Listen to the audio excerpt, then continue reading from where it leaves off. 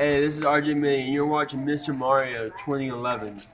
Hey, so what is going on, everyone? It is me, Mr. Mario, and today I want to bring you this video randomly. I was actually thinking of doing a top 5 favorite games, like my all-time favorite games, but I thought, you know what? My all-time #1 favorite game needs its own video. So I'm actually going to ask you all before going into this, do you think I should do a top 5? Say yes or say no, whatever it is. And I might or might not do it, depending on it. But let's get into this. So, if you're looking at the gameplay footage right here, you might be able to tell what game this is. This is Grand Theft Auto 3. And this is my all-time favorite video game. This game came out first on the PlayStation 2 in 2001, and to me, has done so much for gaming and even so much for myself, not only as a gamer, but it's even affected me in different aspects of life. Although I promise I turned out to be a pretty normal individual, so we'll go ahead and get into that. So first off, the first time I even played this game, I'll give you all some background, okay? I did not really know how to play video games. I didn't have a game system until the original Xbox. Thankfully, I got it on launch. I was able to get that, but that was my very first game system, mainly because when my parents attributed video games to something, they attributed them to game systems, and they said, video games will rot your brain. We're not sure if you can handle them. Go ahead and play as much as you want to on the PC. On the PC, so some people might say, oh, you were a PC gamer. Not really, because on PC I played Jumpstart and other educational kids games and everything, so even the games I played weren't like video games in the traditional sense. They were educational games and all. They were still very fun, and I do have fond memories thinking back on them, but nothing like, what I'm playing now or what most people would want to play now. The way I even played Grand Theft Auto 3 this was back, of course, when it was released, when the PS2 was out, when it was really hot. I went over to visit a family, some family relatives and all that. And what happened was one of my cousins, he was 16 at the time, he brought me along with him to a friend's house. Now, this is going to be the shadiest sounding thing. There could be worse situations, but just looking back on this, I'm like, dude, no wonder why you got in trouble. So what happened was he was 16. He was going over to his friend's house because his friend was older than him, and his friend would have been able to buy him some cigars because he's not 18. In the United States, you need to be 18 to purchase any tobacco products, at least. So what ended up happening is we go over there. There's like 5 other people in this guy's apartment, and then my cousin goes off with his friend, and he's like, hey, Danny, will you be okay if you're here for like 20 minutes or so? And I said, yeah. So I'm sitting on the couch. There's this guy there who has a PS2 controller in his hand. He's playing this cool looking game, and then he's about to go. He just looks at me. He's like, hey, you want to play? And I said, yeah, sure. So he gives me the controller, and this was Grand Theft Auto 3. This is the first, big open world sandbox 3D game where you could literally do whatever you wanted to, at least with the 2001 limitations at the time. But this was a game where you could do whatever you wanted to. Prior to this, when I looked at games, I looked at them as, shooters or 2D side scrollers, anything like that. This is the first game that to me looked realistic. It looked like a living, breathing city. And the biggest part was that they didn't try and sugarcoat anything on there either. You start off as a convict. You're driving around. You can get out of your car and hop into another car. You can destroy things. You could run red lights. You could do whatever the hell you wanted to. This was literally an escape from reality where anything that you wanted to do that was sick and twisted in the real world, but you couldn't, you could fire up Grand Theft Auto 3 and do it right here. And I thought it was fascinating, but I never looked at the depth of that. I looked at the surface of the game itself, which is essentially I'm driving around in a 3D city in a car. I can run over fire hydrants. They explode water everywhere. Then I could get out of the car when it's on fire after it blows up and get into another car and drive that around. I didn't know there were missions in the game. I didn't know there were safe houses. I didn't know there was money to be made. I didn't know what the story was, what the ulterior motives of the characters were. I didn't know about this series.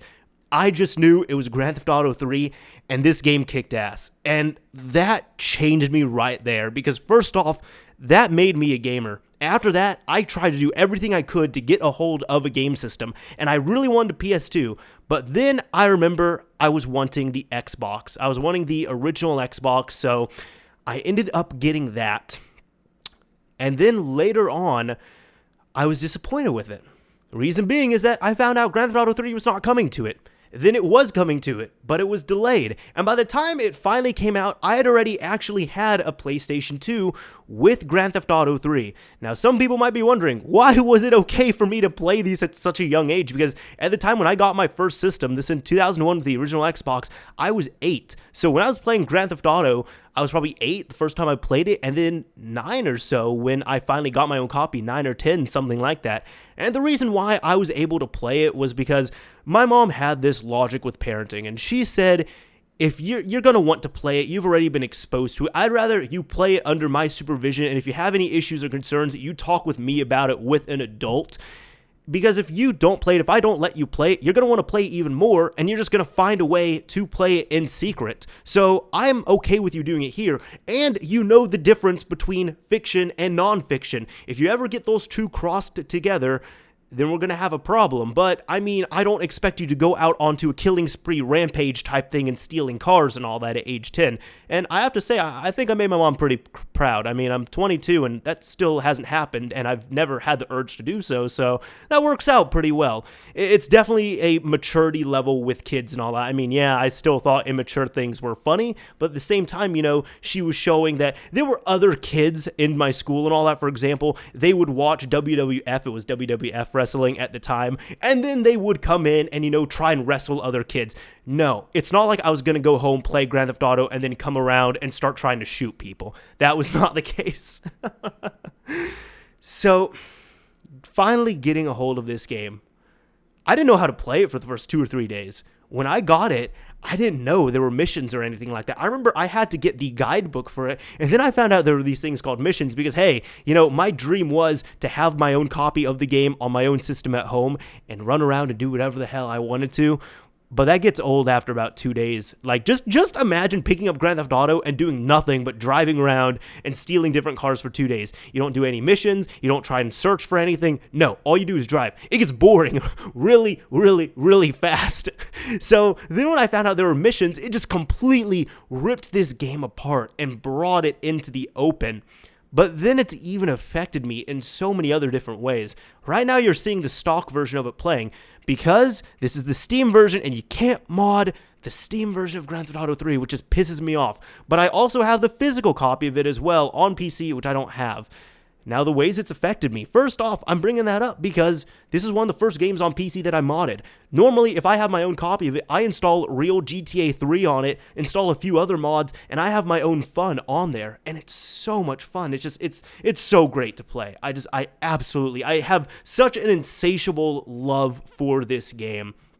When it came to the story as well, too, it's definitely not the best story, and that's one thing I want to say. Grand Theft Auto 3 is not the best game ever. There are many other games that have come out before and after Grand Theft Auto 3 that were better in many different ways, but to me, it is my favorite game, and one reason why is because, you know, the story was a real, you know, mafioso story and all that, and this was something that appealed to me. I found interest in that. I'd never really found, you know, the other games, you know, stories to be as interesting. I have to say, Grand Theft Auto 5 really came close to it. I really enjoyed the story on there, but Vice City, San Andreas, Grand Theft Auto 4, I didn't enjoy the stories on them nearly as much as I did with Grand Theft Auto 3. This is also leaps and bounds for the series because honestly, looking back, I don't think Rockstar knew what the success would be with releasing Grand Theft Auto 3, and it came out at such a prime time as well. One reason why I'm making this video is also because I've seen some stuff on Shenmue recently because I'm still excited about that. Shenmue came out for the Dreamcast in either 1999 or 2000, depending on what region you were in, I believe. The Dreamcast came out in 1999 and was dead by 2001. The PlayStation 2 came out in 2000, Grand Theft Auto 3 came out in 2001, and the PlayStation 2 just stopped being produced a few years ago. I want to say like 2 or 3 years ago, they just stopped producing it, but it was still supported into the PSP and the PS3's life cycle, which was pretty crazy. So it stayed for quite a while. In short, I mean, even if you want to look at it, we could even say 2010 as the cutoff point because Sony has openly said multiple times that they want a 10-year plan for all of their systems. So there's been all that. Now, of course, it wasn't just limited to the PS2, but this made me want to get a PS2, and I've gotten it on every platform I can. I've gotten it on PlayStation 2, still never sold that copy. Original Xbox, PC on Steam, PC, a physical copy of it, mobile as well. I have it on Android. I don't have it on iOS because I really don't have any iOS devices that I play on, but you all get the point. And the only time I ever got rid of this game was on the original Xbox. I sold my copy of it because it was literally unplayable. The maps didn't load, the textures kept popping in and out. The game was unplayable. I really wish I had that copy now because I would record footage of it and show you, but it was just so bad that I got rid of it because there was just something so defective with that copy, and I don't know what it was. But aside from that, even other ways this game has affected me. As I said, this got me into games. This is my first mature game. This is my first true video game. This made me a gamer itself. With the sandbox environment, that made me fall in love with open world sandbox type games. The more mature themes on it as well, compared to, other games that most kids were playing at the time, were really, kind of rooting in my brain and all that as well. And I definitely compare a lot of games I play now to Grand Theft Auto 3. The music is another thing. The radio stations on there, there's so many radio stations and so much music on there that you could select and play through. Compared to now, now they're only like 20 minutes a radio station, but back then it was just absolutely legendary to go through. There was Chatterbox, the talk show, which was absolutely hilarious and has things that tie into the game. Every time something big happens in the game itself, there's radio reports and all that play on there that say, this bridge has been blown up, this bridge is now available, people can go between these two islands. There's things like that happen, so it's kind of live, but not really. But the radio stays static. It is not dynamic, so if you listen to like all the radio stations, mainly Chatterbox is what I'm talking about, you're not going to get many of the references in Chatterbox until you actually play through a good majority of the story. And I'll just leave it at that, even though it's an older game. Game FM, fantastic rap station on there, and it had some, very unknown or underground rap on there. Black Rob, I'd heard of him through there. Who was the other? Royce da 5'9", I heard of as well. I was listening to his stuff in 2001. Most people didn't really know about him until Eminem did Bad Meets Evil. Now, there are also a lot of people who are really familiar with the rap scene who might be insulted with that, but I'm talking, more on a mainstream level. A lot of people just did not know who Royce da 5'9" was, and they're like, whoa, is this guy new? It's like, nah, I was listening to him in video games. Even one of my all-time favorite artists as well too, for the K-Jaw station, the dub station, the reggae type station that was on there. That introduced me to dub music, and that also dub, not dubstep. I'm talking about dub. There is a big difference, and the main artist on there, he had 5 tracks on there. His name was Scientist, and I believe the album that they pulled all the tracks from was called like Scientist Rids the World of the Evil Curse of the Vampires. It was something like that. I tracked down that album as well too. It took me years, but I purchased the physical CD for that because I just loved that album so much. There was even, a Scarface station on there as well that had several songs from the Scarface soundtrack. There's just so much I can go on about with the game itself, and even just playing it, when you play a game that you're really nostalgic with and you have to pull yourself away from it. That's what Grand Theft Auto 3 is for me. And even if you go into the settings, let's say, and disable the map on there, I can get through the entire first island. I know the first island better than my own town, honestly. Maybe even the whole game better than my own town.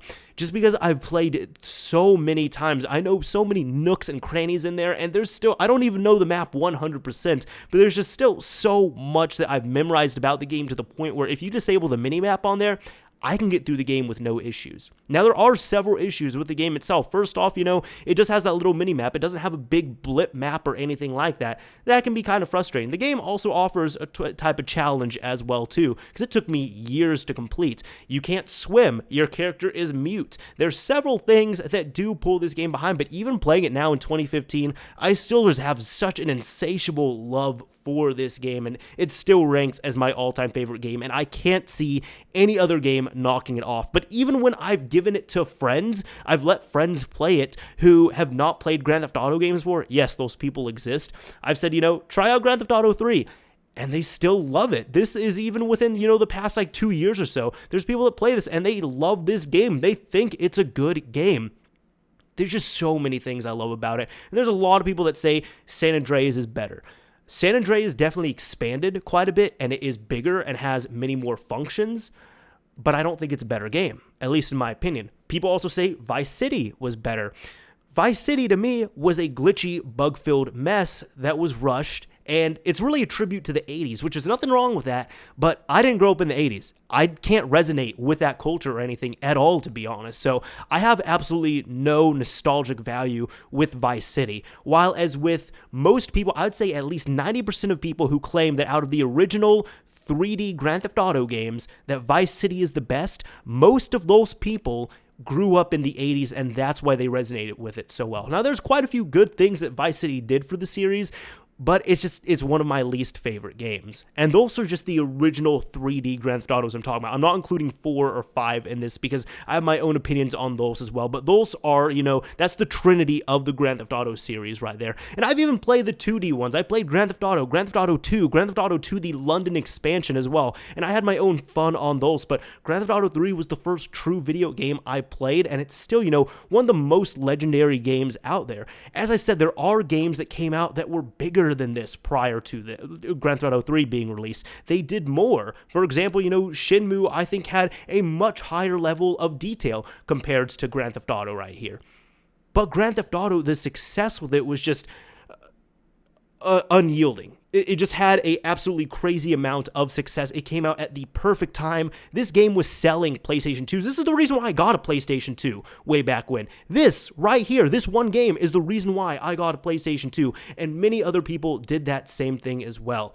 This game really made me a gamer, and honestly, I think it even made the channel a little bit in some way, because, if this is not the first game I played, I don't know what type of gamer I would be. And there's, several different types of genres and video games I like, but man, I don't know. Out of all the video games I've played, Grand Theft Auto 3 still ranks as my all-time favorite, and that's why I'm making a near 20-minute video as a tribute and my love for Grand Theft Auto 3. Anyways, this is Mr. Mario signing off. Thank you all for watching, everyone. Thank you all for listening to this very long video, and if you got to the very end of it, what is your all-time favorite video game? And if you want to elaborate on it, why is it your all-time favorite video game? Let me know.